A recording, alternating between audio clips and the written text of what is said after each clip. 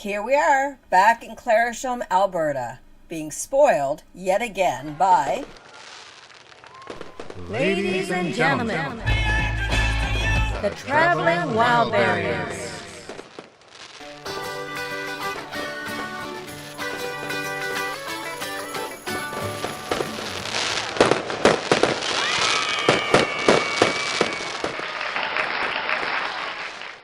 Marg and Pop at their cozy little Alberta homestead.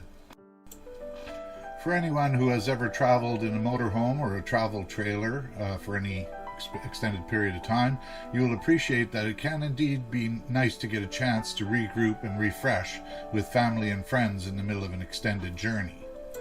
The timing was such that Kathy's birthday was approaching, so the plan was to celebrate her birthday a little early while we were all together during this stopover. Pops called me aside so we could plan a way to get out to the store to grab a birthday cake without Kathy knowing what was going on. It would seem that she's just finding out about that right now. You didn't know, did you? No. After supper, we sang the obligatory happy birthday song as we presented Kathy with her cake. A cake with dozens and dozens and dozens of candles that were needed to represent how old she's turning. Go ahead, say it. Old? Yeah. I'm still younger than you. Yeah. 2, 3. Hey. Anyhow, after supper, we all went to check out the local art show at a local arena.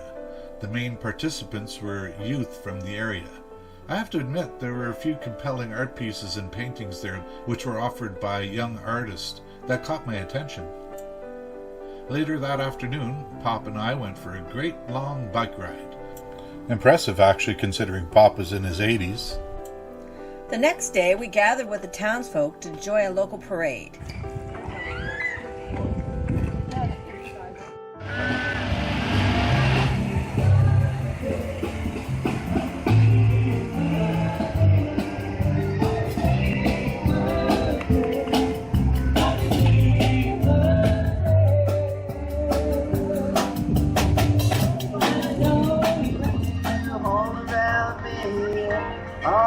Your hand along the sand. But I miss so tired and sleeping.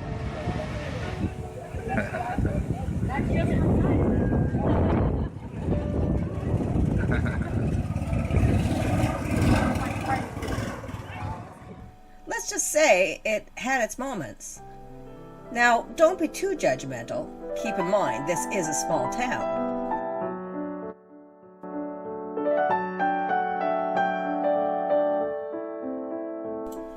The following day, Pop and I left the girls at the house and went off to check out an old car show that had come to town. It was fun. We both like old cars, so...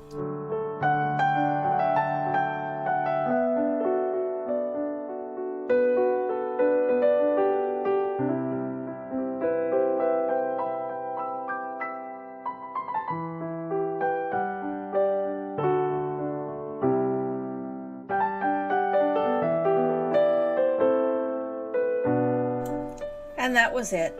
The next morning we said our so longs and headed back out on the road to continue the return journey. I'd like to say a huge thank you to Pop and Marg for their hospitality. Me too. It was nice to be able to spend some quality time with my dad since we hadn't seen one another for a few years. We really felt at home. Thank you, Dad and Margaret. And on the road again, we decided that since we had enjoyed this park when we stopped on the way here, we would revisit Kim Cooley Park again. This time, we decided to explore the other side of the park leading out towards the highway. Time for another long steps walk. This epic walk took us through a tunnel, across a field, and up a huge hill towards the highway right to the base of the structure, which we had seen from a distance last time we were here, but had not bothered to check out. I'm glad we made the effort and took the time to get up close to this thing, because it's even cooler than we thought when you're up close to it. It's absolutely huge. It's called the Samus Teepee, and according to a webpage run by someone named Carl/Dr. Fumblefingers, it is the city's most prominent landmark. At 65.5 meters high, the Samus Tipi is the largest teepee in the world, about as tall as a 20-story building. Originally built for the 1988 Winter Olympics, it was erected in McMahon Stadium in Calgary, where it housed the Olympic flame during the Games. After the Olympics, the teepee was subsequently moved to Medicine Hat and erected here in 1991. Just a note, I added a link to Dr. Fumblefingers' webpage in the description for folks who like and appreciate travel info pages. Once we got back from that epic walk, we took off, found a place to hang out for the overnight, and that was that for this section of the adventure. Join us in the next video, which finds us sauntering through the downtown of an interesting city. Ciao for now.